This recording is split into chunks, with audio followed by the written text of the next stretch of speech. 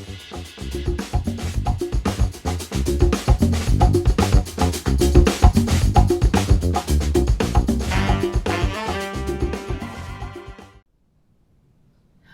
to the Clinical Podcast Series brought to you by the American Academy of Optometry Foundation. The topic for this episode is association between vision impairment and physical quality of life assessed using national surveillance data. This is LaBorde from the American Academy of Optometry, and it is my pleasure to host our topical expert, Dr. Shelton, on this podcast. I'd also like to thank our topical editor, Dr. Greg Hopkins. So let's get started on today's episode.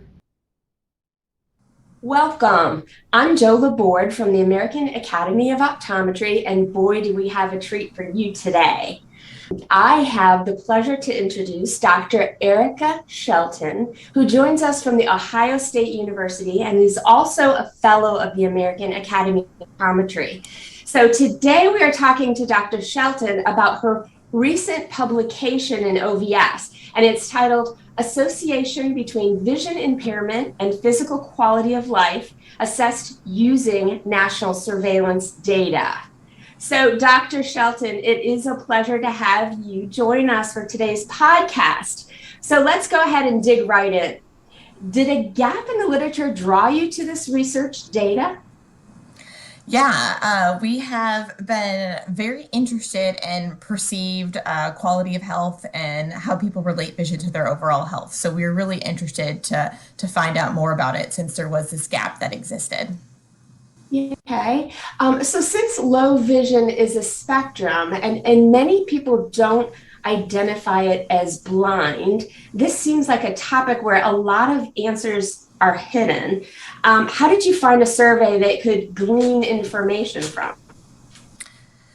Yeah, we were fortunate enough to find the Behavioral Risk Factor Surveillance System, which is the longest continuous telephone survey that's here in the United States, with the goal of measuring health measures, including physical health and things like vision impairment. And some people may not like the idea of survey research because of some of the recall bias and the administration limitations that it implies. But the BRFS is a credible survey that is used by policymakers and used to manage budgets across federal and state funding. So it's a very credible survey to measure how people perceive their health. Right. What did you find out when you looked at the quality of life for people with vision impairment? In terms of bad physical days, physical health days, in 1 month, 10.63 days versus 3.68 days for the severely visually impaired. So basically about a third of a person's days who are visually impaired tend to have some sort of a physical health limitation. And our most surprising finding was that this was worse for the working age adults, age 18 to 64. And it was a little bit concerning given the fact that those are the age group that are working and interacting with society the most, and they might be having the most physical limitations due to their vision disability. Okay, so why should everyday optometrists care about low vision? Aren't diseases like diabetes and strokes more prevalent? They should care about all three. Low vision is the 9th most common disability in the United States, right after diabetes and before stroke. Okay, so vision impairment then doesn't exist independent of other health conditions? Correct. This is why multidisciplinary communication between health professionals, including vision providers, is so important. This study shows us that vision isn't just limited to the visual impairment itself, that people are actually physically affected by the disabilities. And that's most likely related to comorbidities, which hopefully we will show in future research and what other people have shown as well. Well, I just want to thank you, Dr. Shelton, for your time today and sharing all of your knowledge and expertise.